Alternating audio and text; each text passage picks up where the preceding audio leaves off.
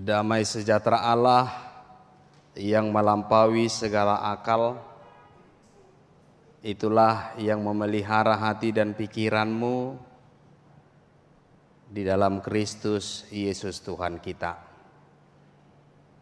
Amin. Bapak dan Ibu saudara-saudari yang terkasih dalam Kristus Yesus,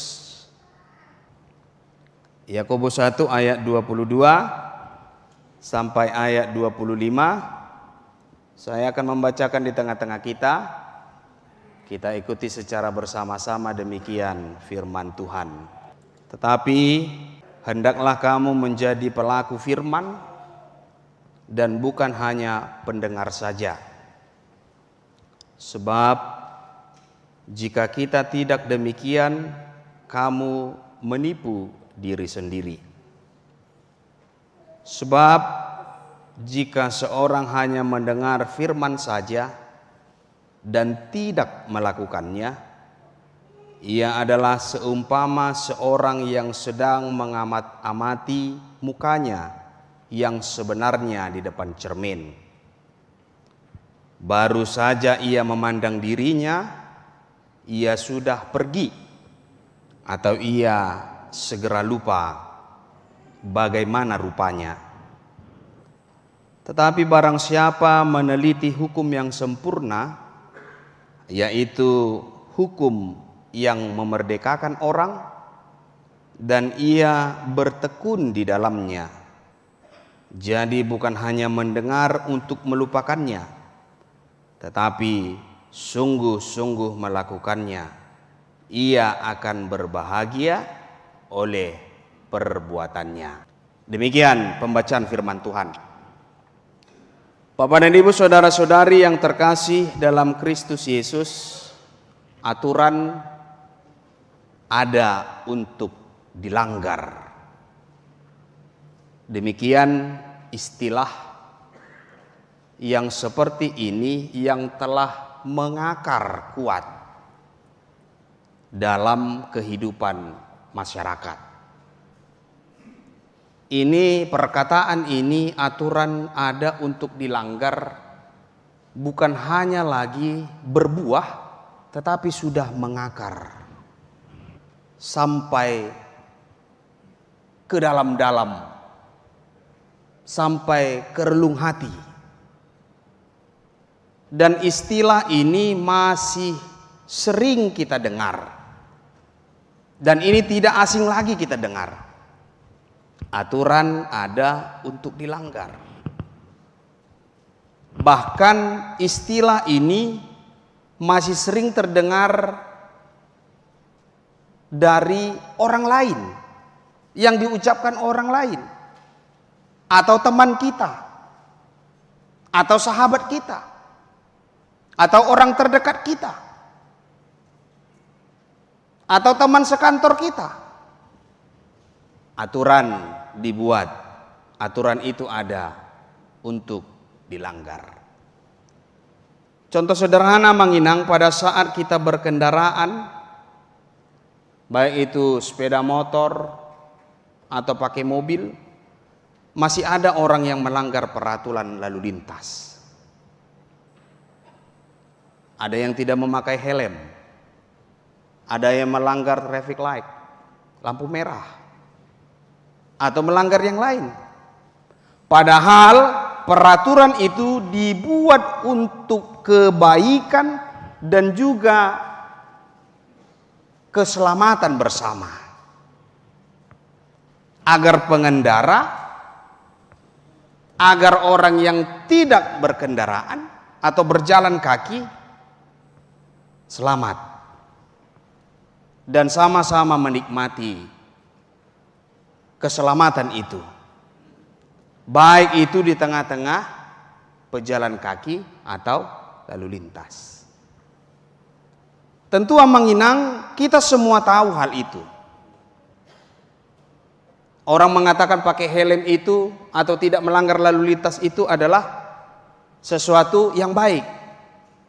Itu keselamatan, keselamatan nyawa, keselamatan jiwa, keselamatan kepala. Kita tahu, dasarnya kita tahu. Dan kita paham prinsipnya bahwa peraturan itu dibuat untuk kebaikan. Tapi pertanyaan Manginang, kenapa ada orang yang melanggar? Kenapa masih ada orang yang melanggar?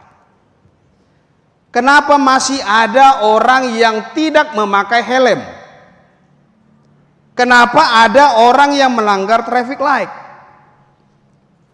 Padahal sudah jelas-jelas itu adalah kebaikan, keselamatan. Sudah jelas-jelas itu ditonton atau dimanapun atau dilihat. Apabila kecelakaan dia pakai helm, kalau tidak memakai helm bakalan kena kepalanya.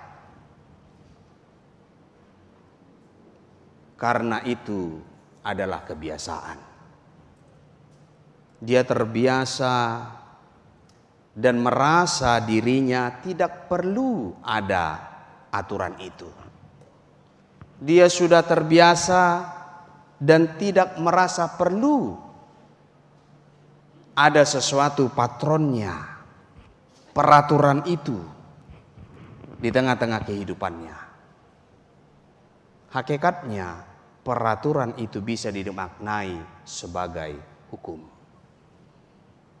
Peraturan itu bisa dimaknai sebagai hukum. Karena peraturan itu sifatnya bertujuan untuk membuat kebaikan, keteraturan di dalam kehidupan seseorang. Ada nilai-nilai yang khusus yang mau kita lihat dari peraturan itu. Ada nilai-nilai yang khusus yang mau kita ambil dari peraturan itu. Ada nilai-nilai tersendiri yang mau kita ambil dari peraturan itu. Tentu Manginang kita sebagai orang Kristen atau pengikut Kristus, ada nilai-nilai yang mau kita anut. Ada nilai-nilai khusus yang mau kita jalankan. Ada nilai-nilai khusus yang mau kita hidupi, yang mau kita imani di tengah-tengah kehidupan kita. Kristus yang kita kenal sebagai Raja Damai.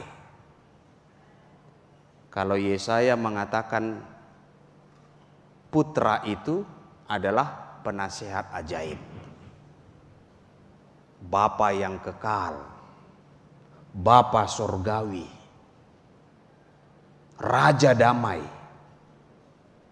pembawa damai, penasehat ajaib,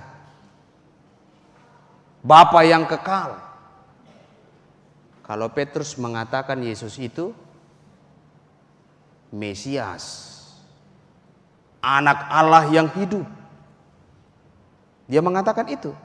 Artinya ada nilai-nilai yang bisa kita anut, yang bisa kita yakini sebagai hukum, sebagai peraturan yang sifatnya bertujuan untuk memperbaiki kehidupan manusia itu.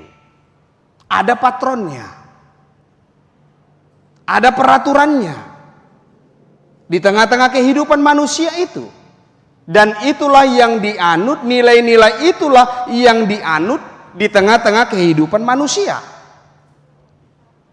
Itulah Manginang nats kita ini berbicara demikian.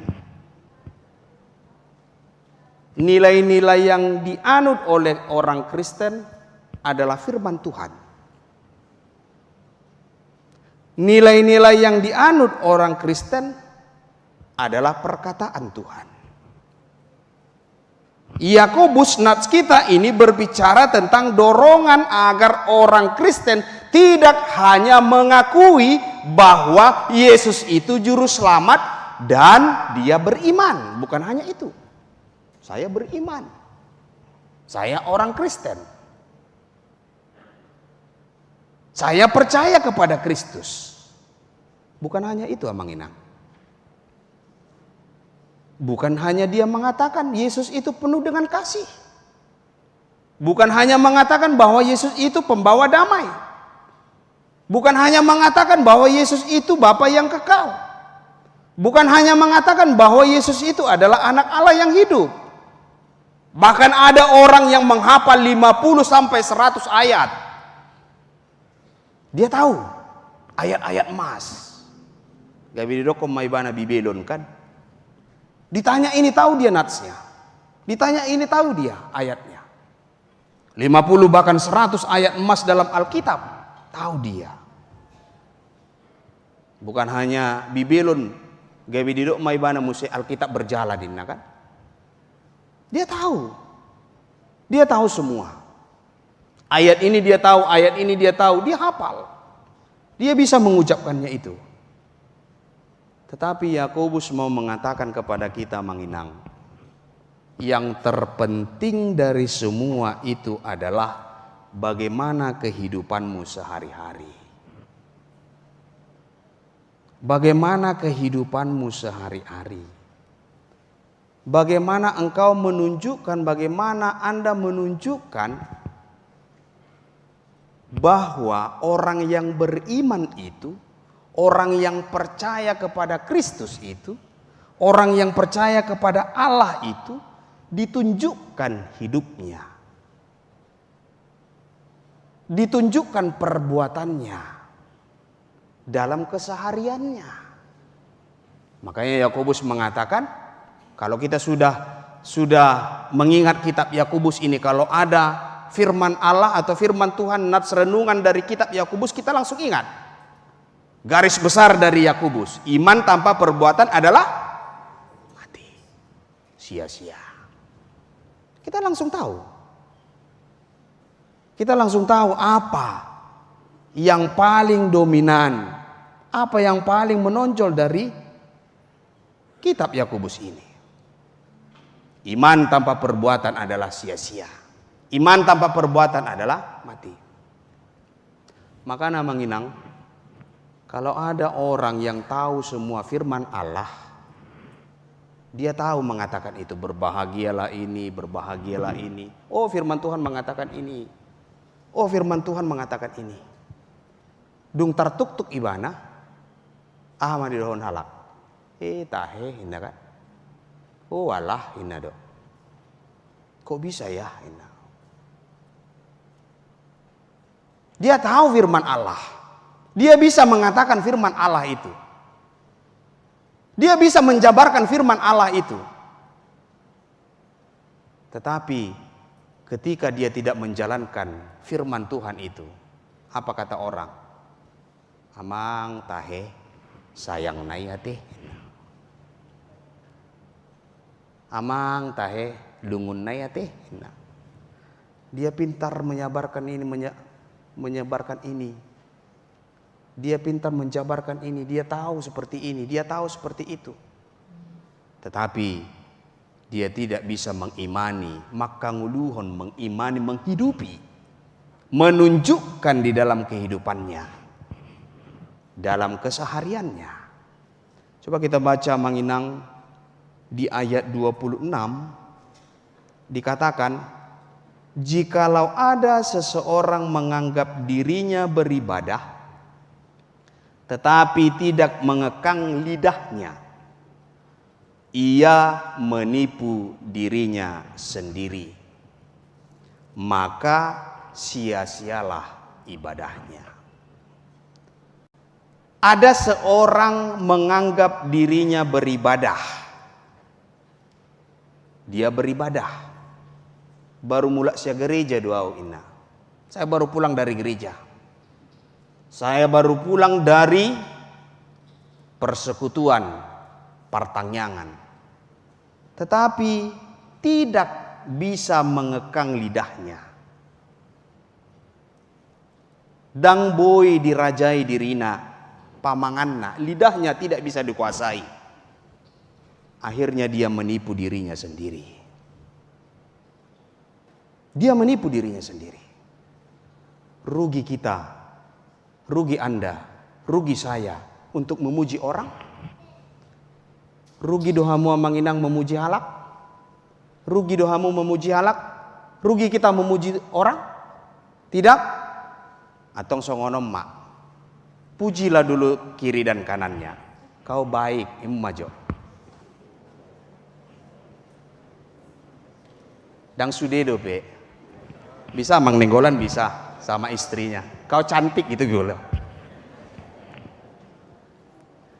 Puji majo, nadi kijang, puji majo. Pujilah dulu kiri kanannya. Kau baik. Kalau istrinya bilang hasianimu. Nah, ngabe? Rugikah kita memuji orang? Tidak. Kita tidak rugi untuk memuji orang. Kita tidak rugi untuk mengatakan yang terbaik kepada orang.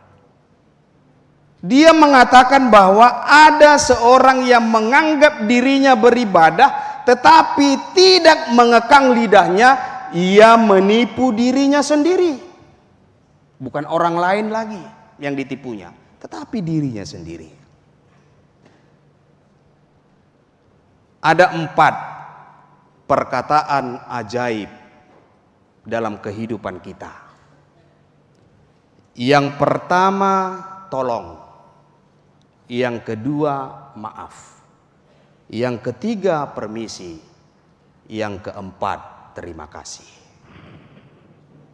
4 perkataan yang ajaib dalam kehidupan kita. Tolong, maaf, permisi, terima kasih. Usuku maju hama manginang. Dari keempat perkataan yang ajaib tadi, berapa kalilah kita mengatakan kepada suamimu, istrimu, anak-anakmu, teman sekantormu, teman satu permainanmu, atau bisa juga bawahanmu, atau bisa juga atasanmu. Dari keempat perkataan ajaib tadi, tolong, maaf, permisi, terima kasih. Piga halima idokoko tudongamu sabagas. Suami, istri, anak-anak, teman, bawahan, anggotamu, teman satu kantor. Apabila kita sering memakai perkataan ajaib ini, tolong ini dulu, maaf ya, permisi, terima kasih. Maka hidup kita tenang, sonang, nyaman. Tidak ada lagi yang mengatakan menipu dirinya sendiri. Maka hati kita, perkataan kita menjadi tenang. Jiwa raga kita menjadi tenang.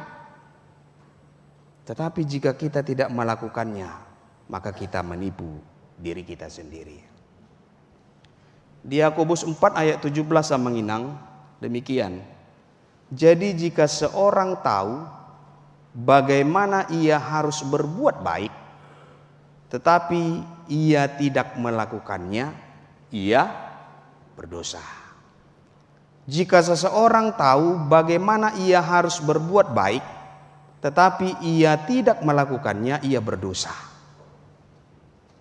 Kamu tahu itu salah, kamu tahu bahwa mencuri itu berdosa, tapi kamu melakukannya.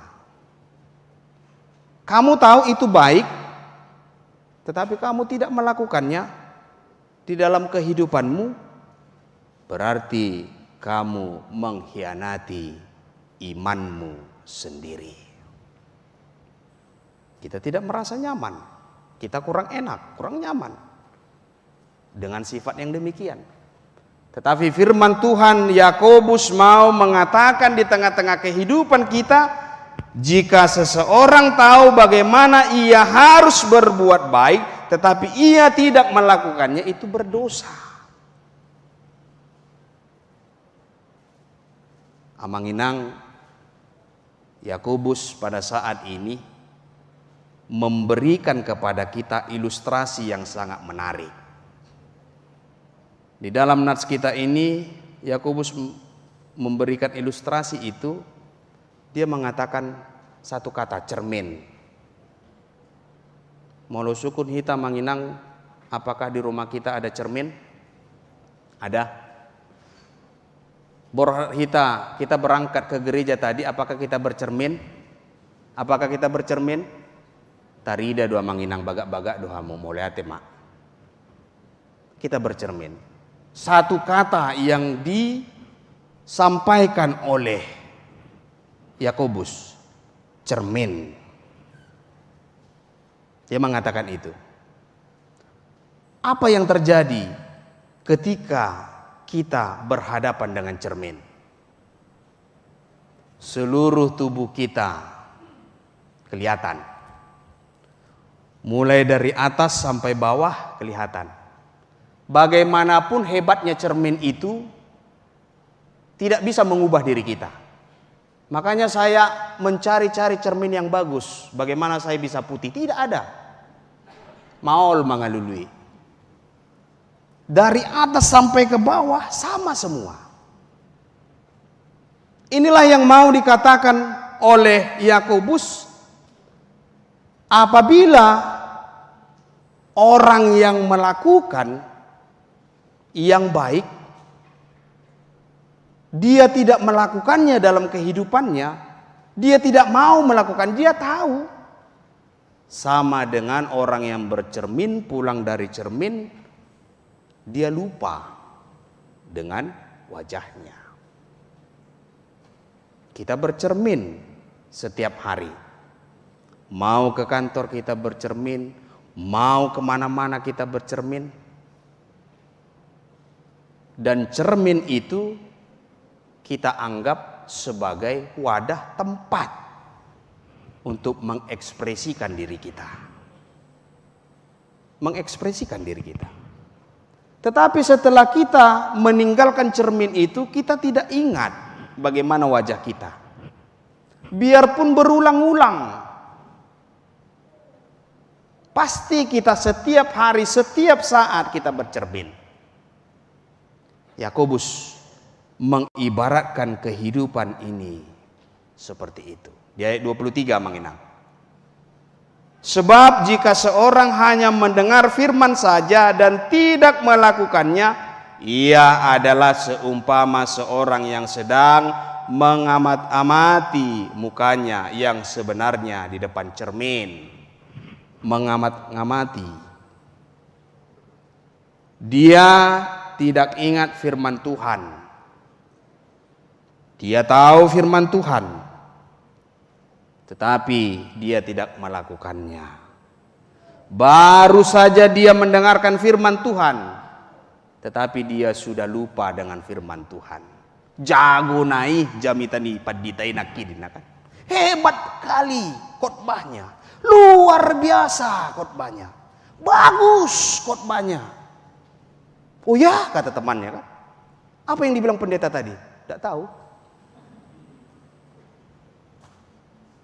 Mendengarkan firman Tuhan sebagai orang Kristen yang rajin beribadah, melakukan firman Tuhan dengan sungguh-sungguh mendalami firman Tuhan, maka iman kita akan mendorong kita untuk melakukannya. Mendengarkan firman Tuhan, memahami firman Tuhan, dan melakukannya di dalam kehidupan kita. Amin, kita berdoa. Terima kasih ya Allah Bapa kami, Engkau menyapa kami melalui firman-Mu agar kami menjadi pelaku firman-Mu, bukan hanya pendengar. Ajari kami ya Tuhan untuk mengimani. Ajari kami Tuhan untuk melakukannya. Firman yang telah kami dengar, bahwa Engkau adalah juru selamat. Yesaya mengatakan Engkau adalah Raja Damai, penasehat ajaib. Petrus mengatakan bahwa Engkau adalah Mesias, anak Allah yang hidup. Kami juga mengimani itu. Yesus yang penuh rasa kasih sayang, membawa kedamaian dalam kehidupan kami. Engkau ya Tuhan yang memberkati kami melakukan seturut dengan kehendak-Mu. Berkati kami ya Tuhan Berkati pekerjaan kami, agar kami dapat menjalani kehidupan kami seturut dengan kehendak-Mu.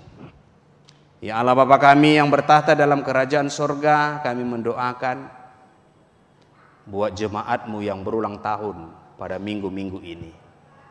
Ulang tahun kelahiran dan ulang tahun pernikahan. Kami serahkan kehidupan jemaat-Mu ke dalam tangan pengasihan-Mu. Engkau yang membimbing, memberikan kehidupan, dan juga memberikan berkat-berkat-Mu. Mereka bersyukur dan berterima kasih atas umur yang baru yang Kau berikan di tengah-tengah kehidupan mereka. Bagi jemaat-Mu yang kurang sehat, yang terbaring di rumah sakit dan rawat rumah, yang sudah bertahun-tahun mengalami sakit penyakit, yang bersama-sama dengan kami di rumah melalui live streaming, kami serahkan ke dalam tangan pengasihan-Mu. Engkau yang memberikan pengharapan yang hidup melalui obat tim medis. Itulah ya Tuhan yang menjadi penolong untuk kesembuhan jemaat-Mu. Berkati, berikan kekuatan, pengharapan di tengah-tengah kehidupannya. Kami serahkan kehidupan kami ke dalam tangan pengasihan-Mu. Di dalam Kristus Yesus kami berdoa dan mengucap syukur kepadamu. Amin.